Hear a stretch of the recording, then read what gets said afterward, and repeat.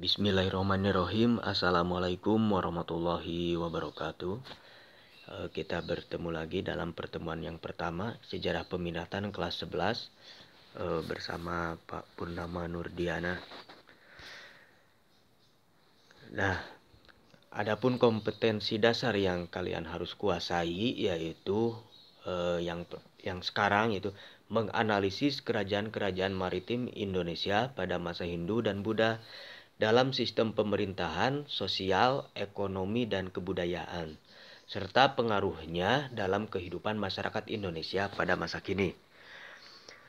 Kemudian indikator pencapaian kompetensi pertemuan pertama ini, yang pertama, kalian harus mampu menjelaskan proses masuk dan berkembangnya agama serta kebudayaan Hindu-Buddha. Yang kedua, kalian harus mampu mendeskripsikan sistem pemerintahan, sosial, ekonomi, dan kebudayaan kerajaan Kutai. Oke, kita masuk ke materi. Proses masuknya Hindu-Buddha ke Indonesia itu kalian tahu di dalam pelajaran sejarah sebelumnya. Itu ada kerajaan Sriwijaya yang beragama yang beragama Buddha, ada kerajaan Majapahit yang beragama Hindu. Nah, keduanya tidak terlepas dari hubungan India dan Cina. Nah, tidak terlepasnya hubungan India dan Cina ini ada beberapa faktor, yaitu jalur perdagangan India Cina melalui Indonesia. Jadi India yang di bagian barat dan Cina yang di bagian timur, kemudian mereka menjalin hubungan perdagangan. Apalagi sebelum adanya jalur laut itu ada jalur sutra. Nah, setelah perkembangan pengetahuan terutama dalam laut itu proses masuknya Hindu-Buddha juga tidak terlepas dari angin muson atau angin musim. Nah, di sini kalian pernah dipelajari di kelas 10 mengenai angin muson. Ya, nah, angin muson yang membentuk pola pelayaran antara Indonesia, Cina, dan India. Begitu. Kemudian tidak lepas dari melalui hubungan perdagangan, kebudayaan India masuk ke Indonesia. Tuh, jadi dari perdagangan didukung dengan adanya segi geografis, yaitu adanya angin musim atau angin muson, maka India, Cina, Indonesia itu terjadilah jalur-jalur hubungan nantinya. Oke.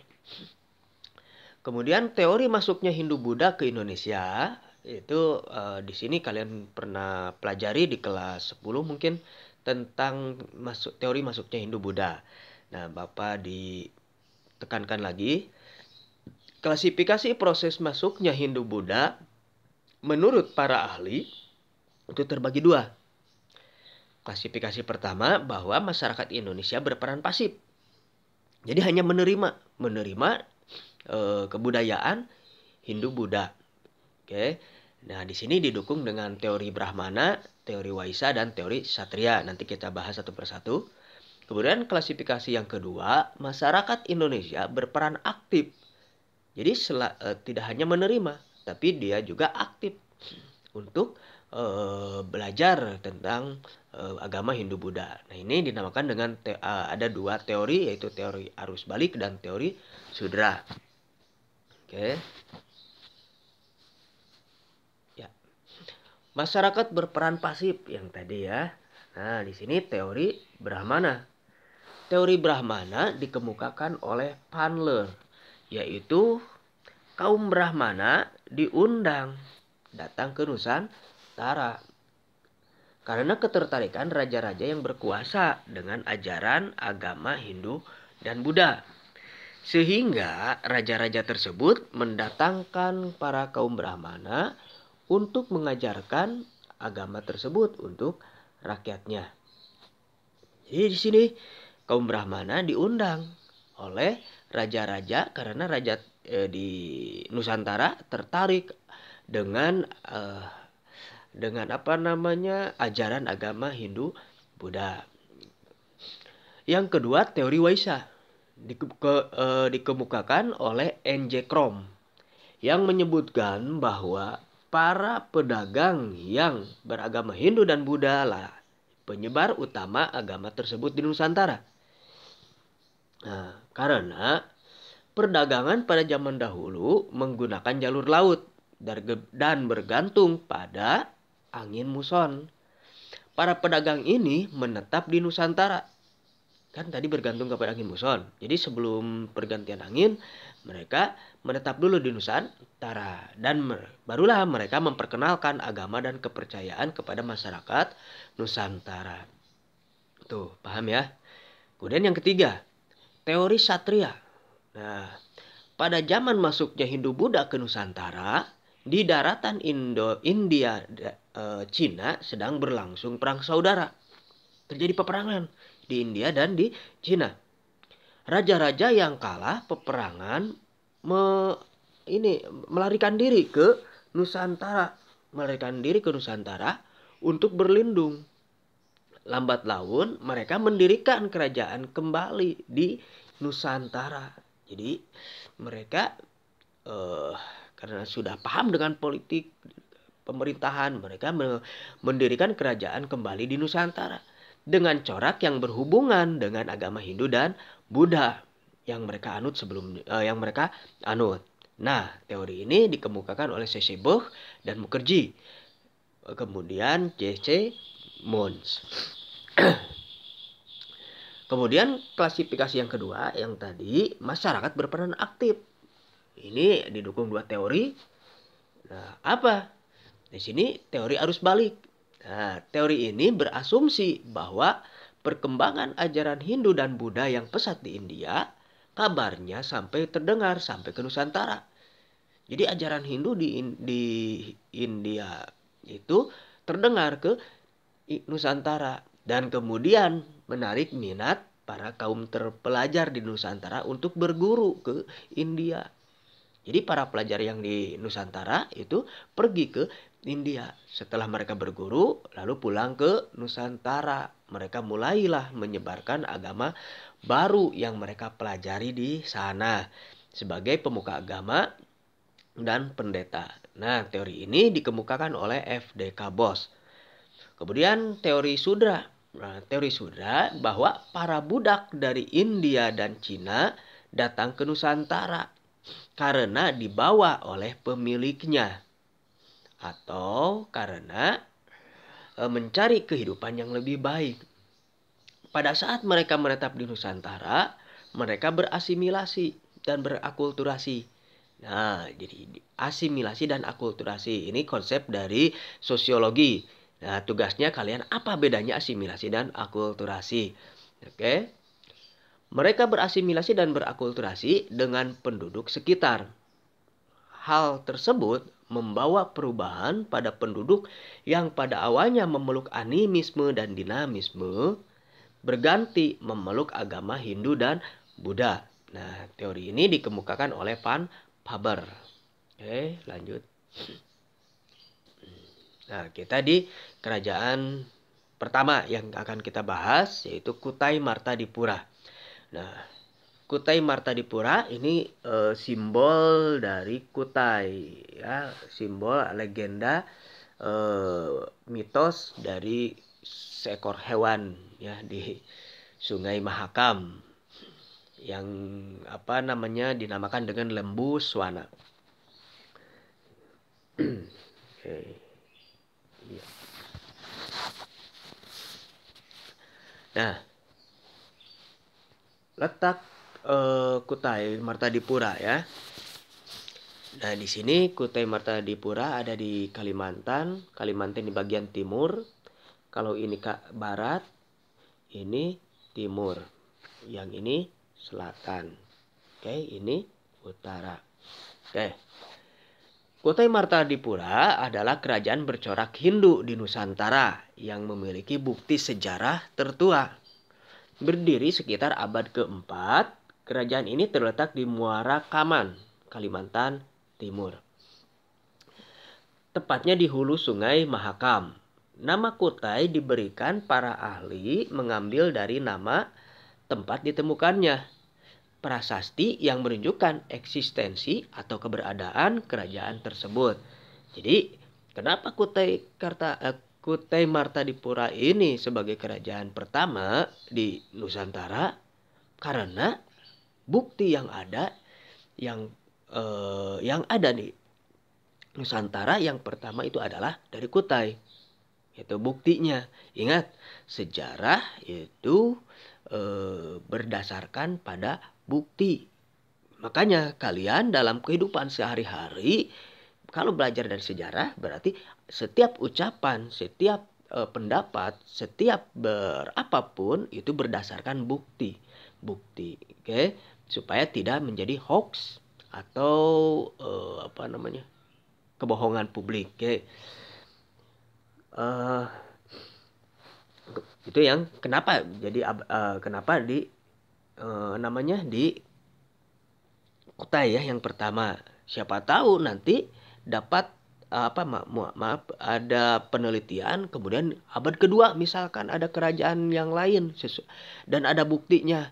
Nah, jadi yang sekarang Kutai Martadipura itu akan bukan yang tertua lagi kalau ada yang ditemukan misalnya pada abad 2, abad 3 gitu ya.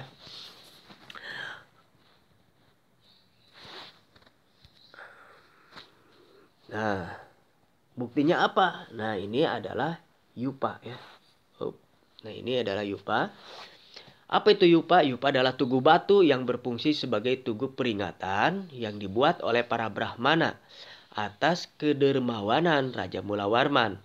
Dalam agama Hindu, sapi tidak disembelih seperti kurban yang dilakukan umat Islam. Nah, maka kita harus paham kalau Hindu itu yang disakralkan adalah sapi, itu sehingga kita akan bertoleransi dengan agama lain.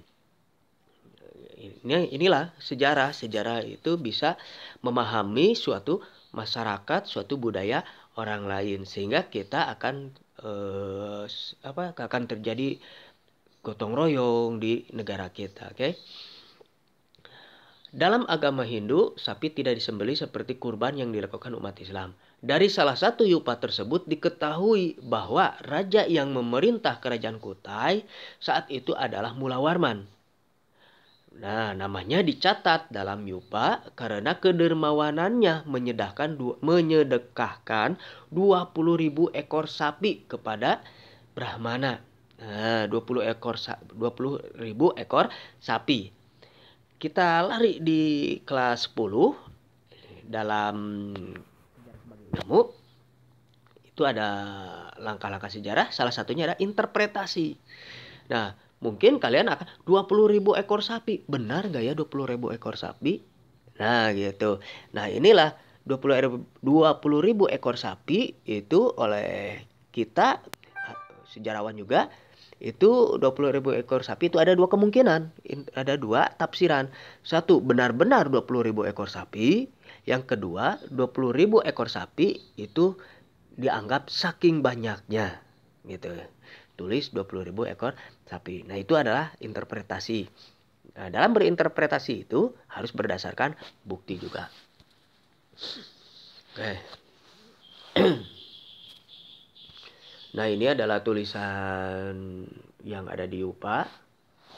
Kita dapat melihat ini bahasanya bukan bahasa Melayu, bukan bahasa Indonesia.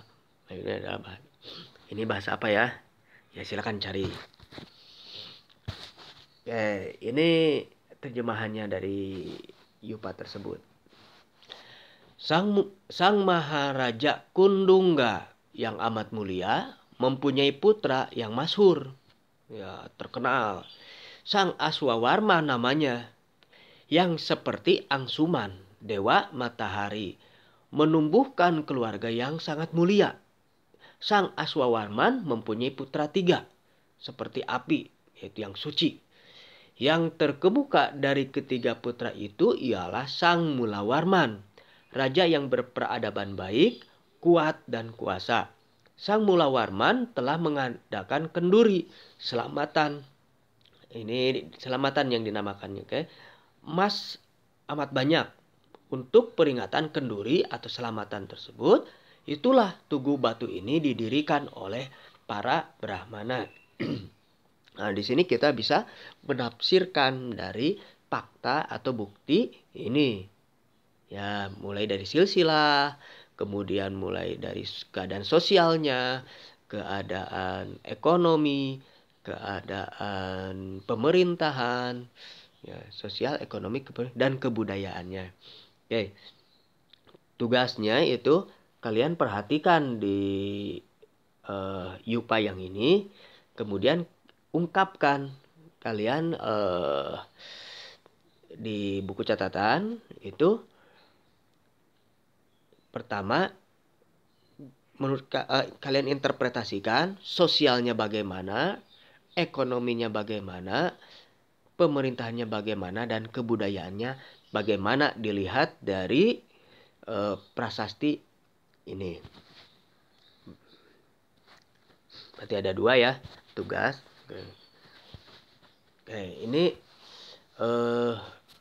raja-raja dari Kutai Martadipura yang diawali dari Maharaja Kundungga, Aswawarman, Mulawarman, Maharaja Warman, Gajayana Warman, sampai nanti ke yang ke-21. Silakan perhatikan, boleh di stop dulu, kemudian kalian baca.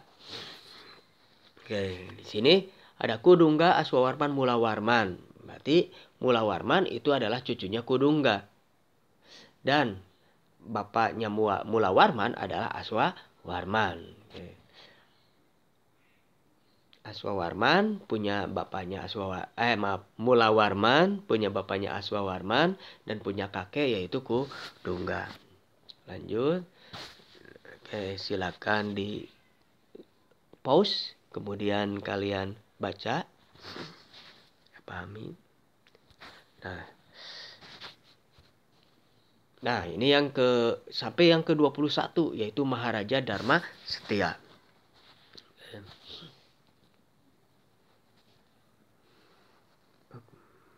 Nah, kejayaan kerajaan Kutai Martadipura. Ya. Kejayaan Kutai Martadipura di masa pemerintahan Raja Mulawarman ini, kerajaan mencapai masa kejayaan. Hal ini karena beliau begitu bijaksana dan royal ya bagi hal-hal yang religius. Para Brahmana dihadiahi emas, tanah, dan ternak secara adil. Pengadaan upacara sedekah di tempat yang dianggap suci atau wapra kesuara. Nah, di sini sangat berarti Raja Mulawarman ini sangat religius sekali, yaitu menempatkan Brahmana ke tempat yang dihormati seperti itu. Sama halnya kita ya kalau Muslim mungkin sangat menghormati para kiai dan sebagainya, para ulama, gitu ya. Nah, kemudian kita tidak mencela ulama, tidak mencela kiai, itu bagian dari adab kita sebagai Muslim. Kemudian rakyat pun menghormati rajanya dengan menyelenggarakan kenduri demi keselamatan raja. Kebesaran Raja Mulawarman tertuang dalam tulisan-tulisan pada Tugu Prasasti. Nah, di sini kita dapat mengambil suatu nilai bahwa raja yang bijaksana, yang religius itu akan dihormati sama rakyatnya. Jadi bijaksana pasti berhubungan dengan religius, begitu ya. Jadi pertama, kalau kalian mau menjadi pemimpin, religius dulu, baru nanti akan menjadi bijaksana. Ya, begitu. Lanjut. Nah, ini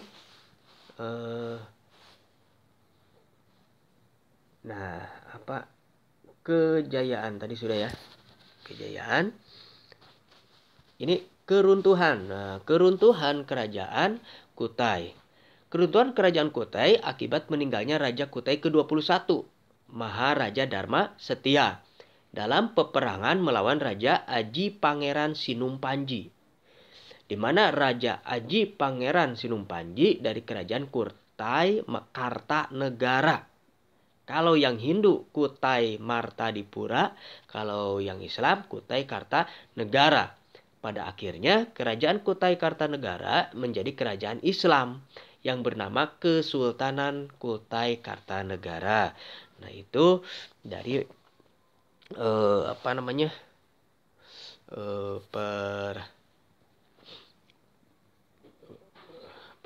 Sejarah ya, sejarah Kutai. Oke. Nah, ini simbol dari apa tadi? Legenda Lembuswana ya. Ini legenda Lembuswana. Nah, apa katanya? Berbelalai bukan gajah, bertaring bukan harimau, bertaji bukan ayam. Nah, di sini kalian boleh cari referensinya apa itu Lembuswana, kemudian apa yang dimaksud berbelalai bukan gajah, bertaring bukan harimau, bertaji bukan ayam. Oke. Nah, ini pertemuan pertama dicukupkan sekian. Kemudian tugasnya itu yang pertama tadi ya, perbedaan asimilasi dan akulturasi. Kemudian yang kedua itu silakan interpretasi interpretasi dari terjemahan prasasti Upa, yaitu dengan mencantumkan bagaimana sosialnya dilihat dari prasasti tersebut, sosial, ekonomi, kebudayaan, pemerintahan. Seperti itu. Kemudian tugas yang ketiga yaitu tuliskan konsep keberlanjutan dan perubahan. Jadi kerajaan Kutai sampai yang sekarang itu silahkan kalian apa perubahan-perubahan dari Kutai dari Kutai Hindu sampai yang sekarang, apa perubahan-perubahannya? Silakan tuliskan di buku catatan. Kemudian apa keberlanjutan yang dilanjutkan atau kesinambungannya apa? Seperti itu ya. Karena ingat, di dalam sejarah kan ada 4 konsep waktu. Nah, di sini Bapak tugaskan 2 konsep waktu tersebut aja dulu. Seperti itu. Jadi ada 3 tugas, silakan dicatat dan nanti di WA-kan dan difotokan. Terima kasih untuk pertemuan pertama kali ini. Semoga penjelasan Bapak mendapatkan keberkahan dari Allah Subhanahu wa taala sehingga melimpahkan ilmu baik bagi Bapak maupun bagi kalian, sehingga ilmu akan banyak dan lebih bijaksana, kemudian semoga ini menjadikan amalan baik untuk kehidupan yang akan datang.